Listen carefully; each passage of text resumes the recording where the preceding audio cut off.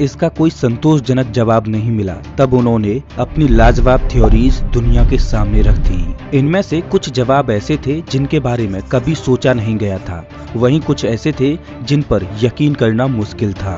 विज्ञान के इस फील्ड को कॉस्मोलॉजी कहते हैं। दोस्तों, आज की इस वीडियो में हम एक बहुत ही रोमांचक सफर पर यात्रा करने वाले हैं। इस वीडियो में हम जानेंगे कि कैसे बिग बैंग से लेकर अब तक की दुनिया बनी है। मैं आपको यूनिवर्स की पूरी टाइमलाइन के बारे में बताऊंगा, तो वीडियो को अंत तक देखते रहिए। नमस्कार दोस्तों, मैं हूं श्याम तोमर, स्वागत करता हूं आपका इस वीडियो में। The Big Bang theory was the theory that the universe began from a very hot, dense state. Gravity would become so strong in the beginning, the classical physics would break down. We know that the universe is expanding. We've known that for almost 100 years. That the expansion is not slowing down. Instead, they found that it's speeding up, going faster and faster. The Big Bang is caused either by the collision of universes. The expansion of the universe is accelerating. ब्रह्मांड की timeline को जानने से पहले हमारा ये जानना बहुत जरूरी है कि हम इंसानों को इतनी सारी जानकारी आखिर मिली कैसे। ये सोचने वाली बात है कि इंसानों की सिविलाइजेशन करीब 5000 सालों से धरती पर रह रही है, लेकिन ब्रह्मांड के रहस्यों को हमने केवल इन 100 सालों में ही अच्छे से उजागर किया है। साल 1920 के समय में एडविन हबल नाम के एक वैज्ञानिक ने दुनिया को बताया था कि ब्रह्मांड में हमारी मिल्की वे गैलेक्सी के अलावा दूसरी गैलेक्सीज भी मौजूद हैं। इस खोज के बाद हमें ये भी पता चला कि ये आकाश गंगाएं हमसे लगातार दूर होती जा रही हैं। इस खोज से ये निष्कर्ष निकला कि हम एक एक्सपेंडिंग यूनिवर्स में रह रहे हैं, यानी एक ऐसा ब्रह्मांड जो लगातार बड़ा होता चला जा रहा है। बिल्कुल इसी एग्जैक्ट थ्योरी के बारे में आइंस्टाइन की जनरल थ्योरी ऑफ रिलेटिविटी ने भी अनुमान लगाया था, वो भी इसके 100 साल पहले। अगर ये सच है कि पूरा ब्रह्मांड लगातार बाहर की ओर बड़ा होता जा रहा है, तो ये भी सच होना चाहिए कि ये सारी चीजें एक पर्टिकुलर चीज के अंदर से निकली होनी चाहिए। एक ऐसी चीज जिसने इतने बड़े ब्रह्मांड को अपने अंदर जोर से पकड़कर रखा हुआ था। जरूर वक्त में एक ऐसा समय भी आया होगा जब ये अकेले पूरे ब्रह्मांड को अपने अंदर समाये नहीं रख सकती थी और अंत में ये चीज जोर के धमाके में फट गई होगी। साल 1949 में इसी धमाके को मजाक मजाक में द बिग बैंग कहा गया था। बिग बैंग की बहस साल 1960 के अंत तक चलती रही और जब अंत में पूरी दुनिया ने इस पर यकीन कर लिया, तो दो ब्रिलियंट वैज्ञानिकों ने कॉस्मिक माइक्रोवेव बैकग्राउंड की डिस्कवरी सबके सामने रखी। कॉस्मिक माइक्रोवेव बैकग्राउंड यानी CMB बिग बैंग के होने का डायरेक्ट सबूत है। ये एक तरह का माइक्रोवेव रेडिएशन है जो दुनिया के हर एक कोने से निकलता है।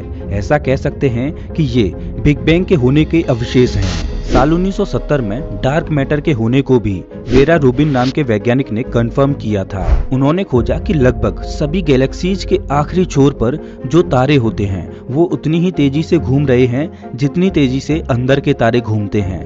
ये एक रहस्यमय कवच की वजह से होता है जिसे हम देख नहीं सकते, इसीलिए इसे डार्क मैटर कहते हैं। साल 1980 में कॉस्मिक इन्फ्लेशन की थ्योरी को सामने लाया गया, जिसने ब्रह्मांड के बारे में कई सवालों के जवाब दिए। साल 1990 में एक और दिमाग को चकरा देने वाली डिस्कवरी वैज्ञानिकों ने की। उन्होंने कहा कि हमारा ब्रह्मांड अभी भी तेजी से बड़ा होता जा रहा है।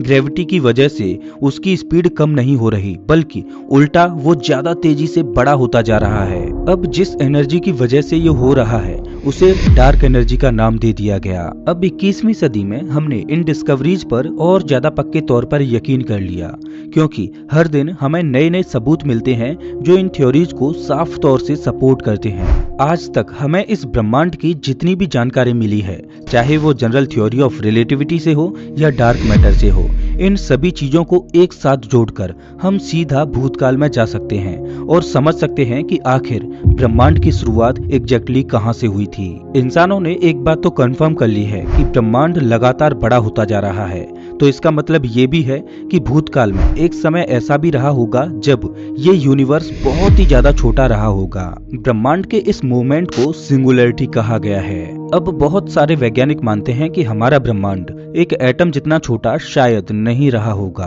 और ये एक तरह से पैराडॉक्स जैसा दिखाई देता है। लेकिन फिर आप बोलोगे कि अगर यूनिवर्स के क्रिएशन की स्टोरी के पहले ही पेज में अगर पैराडॉक्स है तो मैं आपकी किसी भी बात पर यकीन क्यों करूं? सच बताऊं तो आपका ये सोचना बिल्कुल सही है, लेकिन ये भी सच है कि अगर हम इस बात को भूल जाएं कि हमारा ब्रह्मांड एक बहुत ही छोटे से बिंदु से शुरू हुआ था, तो वैज्ञानिकों द्वारा बनाए गए आजकल के मॉडल्स में दूसरी साइंटिफिक चीजें परफेक्ट तरीके से फिट हो जाती हैं। हम ऐसा करते हैं कि उस समय में ही पहुंच जाते हैं जब इस तरह का कोई ग्लिच मौजूद ही नहीं था। कल्पना कीजिए कि एक स्विमिंग पूल के साइज के जितना बड़ा बॉल है जो कि अंदर से बहुत गर्म और पदार्थों से भरा हुआ है। एक समय ऐसा आएगा जब ये बॉल अंदर से निकल रहे प्रेशर को झेल नहीं पाएगा और बिग बैंग धमाके में तब्दील हो जाएगा और अंततः इस यूनिवर्स को जन्म देगा। अब आप सोच रहे होंगे कि एक स्विमिंग पूल जितने बड़े बॉल में से पूरा यूनिवर्स कैसे जन्म ले सकता है। दरअसल बात यह है कि आप हर एक चीज को एटम्स और मॉलिक्यूल्स की फॉर्म में देखते हो। आखिर हर तरफ से हम उन्हीं के मिश्रण से घिरे हुए हैं, पर सच यही है कि हर चीज एनर्जी से ही बनी है। बिग बैंग के होने से पहले जो स्विमिंग पूल जितना बड़ा बॉल था उसमें भी एनर्जी भरी हुई है। उस वक्त में एटम्स, मॉलिक्यूल्स ये सब एग्जिस्ट ही नहीं करते थे। हमारी आज की दुनिया इन्हीं पदार्थों से मिलकर बनी है जिन्हें फंडामेंटल पार्टिकल्स कहा जाता है, पर जिस सिंगुलरिटी की मैं बात कर रहा हूँ वो पूरी एनर्जी है। अब एक बार के लिए हम अपनी कॉस्मोलॉजी के इतिहास में चले जाते हैं और देखते हैं कि आज की दुनिया में जो चीजें हम देख रहे हैं वो पैदा कैसे हुई थी। ब्रह्मांड की टाइमलाइन को टोटल 6 चरणों में बांटा जा सकता है। सबसे पहला चरण है सिंगुलरिटी का, जहां से ब्रह्मांड की शुरुआत हुई। कहा जाता है कि ये करीब 13.8 अरब साल पहले हुआ था। इस वक्त का ब्रह्मांड बहुत ज्यादा छोटा था और हर चीज की शुरुआत यहीं से हुई थी। एक छोटा सा डॉट जिसमें संपूर्ण ब्रह्मांड समाहित था। इतिहास में एक समय ऐसा आया जब ये छोटा सा डॉट फट गया और अपने अंदर की चीजों को बाहर की तरफ फेंकने लगा। इसे कॉस्मिक इन्फ्लेशन कहा गया है और यही यूनिवर्स का दूसरा चरण है। इसमें यूनिवर्स अचानक ही एक छोटे से न्यूक्लियस से बड़े स्विमिंग पूल में बदल गया। ये मत भूलिए कि अभी भी ये ब्रह्मांड बहुत ज्यादा गर्म था और इसके अंदर अब तक फंडामेंटल पार्टिकल्स ने जन्म नहीं लिया था। अब धीरे धीरे ये ब्रह्मांड बड़ा होता गया और इसके साथ ही ये ठंडा भी होता जा रहा था। ये ब्रह्मांड की टाइमलाइन का तीसरा चरण है जिसमें कणों का गठन हुआ था। धीरे धीरे फंडामेंटल पार्टिकल्स ब्रह्मांड में पैदा होने लगे और उन्होंने अपने अंदर मास को पैदा करना शुरू किया। जैसे जैसे ब्रह्मांड का तापमान कम हो रहा था ये पार्टिकल्स एक दूसरे से मिल रहे थे और बड़े पदार्थों में तब्दील हो रहे थे। जब मैं आपको बताऊंगा कि ये तीनों चरण कितनी देर में खत्म हुए थे तो आप पक्का चौंक जाओगे। एक सिंगुलरिटी से फंडामेंटल पार्टिकल बनने में केवल 3 मिनटों का ही समय लगा था और इतने समय में तापमान करीब 1 बिलियन केल्विन तक गिर गया था।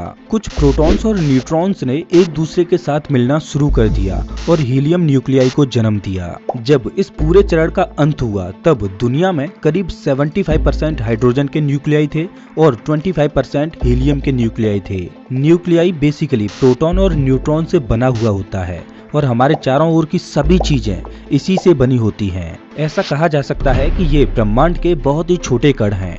ऐसे लाखों करोड़ों कणों के मिश्रण से हम सभी बने हैं। हाइड्रोजन और हीलियम के अलावा ब्रह्मांड में थोड़ा बहुत लिथियम भी पैदा हो गया। अब परेशानी ये थी कि इलेक्ट्रॉन्स और प्रोटॉन्स अभी भी ब्रह्मांड में फ्री होकर घूम रहे थे। जब